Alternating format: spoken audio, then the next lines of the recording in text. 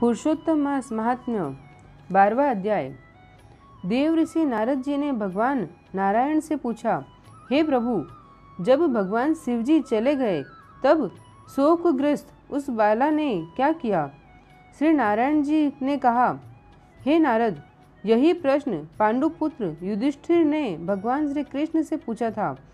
भगवान श्री कृष्ण ने युधिष्ठिर को जो उत्तर दिया था वही मैं तुमसे कहता हूँ, ध्यान पूर्वक सुनो। श्री कृष्ण जी बोले, हे राजन, शिव जी के जाते ही उस बाला का तेज नष्ट हो गया। इससे वह बहुत डर गई। उसकी ऊंची ऊंची श्वास चलने लगी और आंखों से आंसू गिरने लगे। उस तपस्विनी बालिका के हृदय में अग्नि सी जलने लगी तथा अंग प्रत्यंग में धड़कन सी होने लगी।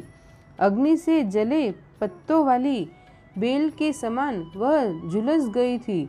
इस प्रकार कष्ट सहते सहते उसकी मृत्यु हो गई। सर्प जिस प्रकार बिल से निकलते चूहे को पकड़कर निगल जाता है, उसी प्रकार उस तपस्विनी बाला को बलवान काल ने अपने वश में कर लिया। उसी समय धार्मिक राजा द्रुपद यज्ञ की बहुत सी सामग्री एकत्र कर यज्ञ कर रहे थे। उनके जलते हुए यज्ञ कुंड से वही बाला सोने की कांति वाली सुंदरी के रूप में प्रकट हुई, जो द्रौपदी नाम से विख्यात हुई। इस द्रुपद कन्या को मत्स्य वेद करके स्वयंवर में अनेक राजाओं और भीष्म कर्णादिकों को निस्तेज करके अर्जुन ने प्राप्त किया था। कानों में शूल के समान लगने वाले क्रूर वचन कहते हुए दुष्ट दुशासन ने जिसे चुटिया पकड़कर खींचा था, हे राजन, उस समय मैंने इसकी ओर ध्यान नहीं दिया था, क्योंकि इसने पुरुषोत्तम मास की अवहेलना की थी। किंतु जब उसने प्रेम से मुझे बारंबार पुकारा, हे गोविंद, हे गोपीजन को आनंद देने वाले, हे दीनबंधु, दया के समुद्र, मैं इस दुष्ट दुशासन के हाथ में पड़ गई हूँ।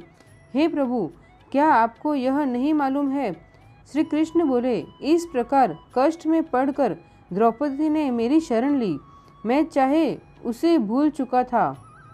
तब उसकी प्रार्थना सुनकर शीघ्र ही गरुड़ पर सवार होकर उस स्थान पर आया और उसे वस्त्रों से परिपूर्ण कर लज्जित होने से बचा लिया। इतना होने पर भी पुरुषोत्तम मास की अवहेलनावश मैं उसकी तरफ से उदासीन रहता था, क्योंकि पुरुषोत्तम मास के विरोधी को मैं गिरा देता हूँ। इसलिए अब आगामी पुरुषोत्तम मास की तुम सेवा करो।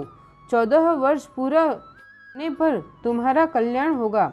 भगवान श्री कृष्ण ने पांडवों को धीरज बंधाते हुए आगे कहा, हे पांडुपुत्र, इस द्रौपदी के बाल जिन्होंने खींचे या देखे हैं, मैं उन दुष्टों की स्त्रियों को केशहीन करूँगा।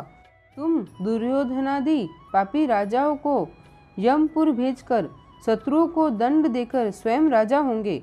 जो मेरे प्यारे भक्तों को दुख देते हैं, वह नित्य ही मुझे दुख देते हैं। मैं उस दुष्ट की ओर देखता भी नहीं, उसे यमराज दंड देते हैं। भगवान कृष्ण ने इस प्रकार द्रौपदी एवं पांडवों को समझाया और द्वारिका जाने की इच्छा से कहने लगे, हे राजन, द्वारिकावासी मेरे विरह में व्याकुल हैं। मैं आज ही द्वारिका जा रहा हूँ। श्री नारायण जी बोले, भगवान कृष्ण को इस प्रकार कहकर चलने को उद्गत देखकर गदगद हो पांडव बोले, हे जनार्दन, आप हमारे जीवन दाता हैं, आप हमारी रक्षा करें। हे जगतपते, हमें कहीं भुला न देना। हमारे चित्त रूपी भ्रमरों को अपने चरण कमल में स्थान दो, वही हमारा जीवन है। आप ही हमारे आश्रय हैं। पांडुपुत्रों के सामने भगवान श्री कृष्ण प्रेम से भरे हुए धीरे धीरे चलकर रथ में बैठ गए। पांडव कुछ दूर उनके पीछे चले, जिन्हें श्री कृष्ण ने कुछ दूर जाने पर लौटा दिया और आप द्वारिका चले गए।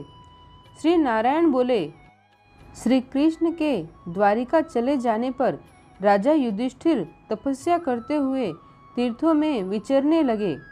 श्री भगवान के प्रिय पुरुषोत्तम मास में मन लगाकर भगवान कृष्ण के वचनों को याद करके अपने भाइयों तथा द्रौपदी से धर्मराज युधिष्ठिर ने कहा, पुरुषोत्तम मास की कहिला तो सुनी ही है। पुरुषोत्तम मास की पूजा के बिना कैसे सुख प्राप्त हो सका है। जिस प्राणी ने पुरुषोत्तम पूजन किया वही धन्य है तथा श्रेष्ठ एवं पूज्य है। इस प्रकार पांडवों ने सब तीर्थों में घूमते हुए पुरुषोत्तम मास आने पर उसका व्रत नियम पालन किया। अंत में भगवान कृष्ण की कृपा से 14 वर्ष पूर्ण होने पर उन्होंने निष्कंटक राज्य प्राप्त किया। इससे पहले भी सूर्यवंशी राजा दृढ़धनवा पुरुषोत्तम मास के व्रत के प्रभाव से बड़ी सुख समृद्धि, पुत्र पौत्रादि का अपूर्व सुख तथा अनेकों भोग भोग कर बड़े बड़े योगियों को दुर्लभ भगवान के लोक को प्राप्त हुआ। हे मुनि, इस मास का महात्म्य करोड़ों कल्प बीतने पर भी मुझमें कहने की सामर्थ्य नहीं है। इनते श्री पुरुषोत्तम मास महात्म्ये 12 अध्यायः समाप्तम। बोलो पुरुषोत्तम भगवान की जय। श्री राधे कृष्ण।